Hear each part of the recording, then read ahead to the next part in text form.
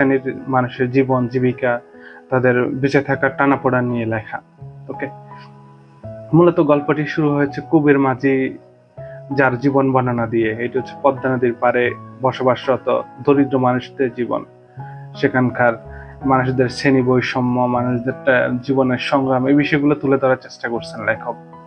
এখানে কুবের মাঝির যে মনস্তাত্ত্বিক টানাপোড়েন, সে তার ঘরে বউ থাকা অবস্থায় সে তার শালীর প্রতি তার একটা দুর্বলতা এবং এই টাইপের বিষয়গুলো এখানে তুলে ধরার চেষ্টা করছেন। ওকে, অন্যদিকে আমরা এখানে অন্যরকম একটা চরিত্র দেখি, হোসেন মিয়া, যিনি যিনি অত্যন্ত কৌশলী একটা চরিত্র, সবার সাথে সুসম্পর্ক রেখে চলার চেষ্টা করেন এবং তার একটা স্বপ্ন আছে, তিনি একটা দ্বীপ কিনছেন, ওটাতে মানুষকে নিয়ে ঘর বাড়ি তৈরি করার একটা চিন্তা ভাবনা উনি করতেছেন, ওখানে একটা সমাজ প্রতিষ্ঠা করবেন। এটা হচ্ছে ওনার এক ধরনের পরিকল্পনা। ওকে, অন্যদিকে আমরা দেখি লেখক এখানে নদীর যে চরিত্র সেটা তুলে ধরার চেষ্টা করছেন। এখানে বলা হইতেছে যে পদ্মা নদীর মাঝি উপন্যাসে নদী তাদেরকে বেঁচে থাকার জন্য প্রয়োজনীয় উপাদানগুলো সরবরাহ করে। আবার অন্যদিকে বর্ষা মৌসুম বা খরার সময় নদী তাদের থেকে অনেক কিছু নিয়ে যায়। লাইক তারা এই সময়টাতে খাওয়ার জন্য জিনিস পায় না, আবার বর্ষা আসলে সবকিছু ডুবে যায়।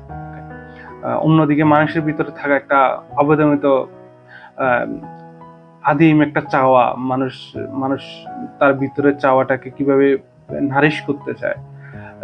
অন্যদিকে একটা একটা নোটিশ করার মতো একটা বিষয় হচ্ছে, যখন কুবের মাঝি ছেলে হয় তখন সে তার সঙ্গী গণেশ তাকে বলে যে তুমি আনন্দিত হইতেছ না কেন, এটা তো ঘরে বউ থাকলে বাচ্চা হবে, এটা তো স্বাভাবিক ব্যাপার, আবার বাচ্চা হলে ওটার ভরণ পোষণ স্রষ্টার দায়িত্ব।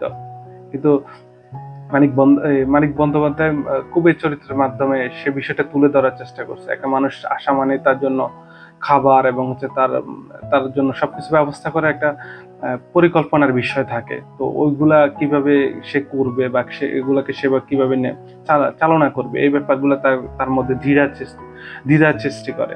অন্যদিকে বর্ষা মৌসুমে যখন তার শ্বশুর বাড়িতে পানি উঠে যায়, তখন তার বউ মালা তাকে বলে যে আমার বাপের বাড়ির তো খবর নিলা না, ওরা কি অবস্থা আছে কেমন আছে। তখন সে যায় ওইখানে, তাদেরকে দেখতে যায়।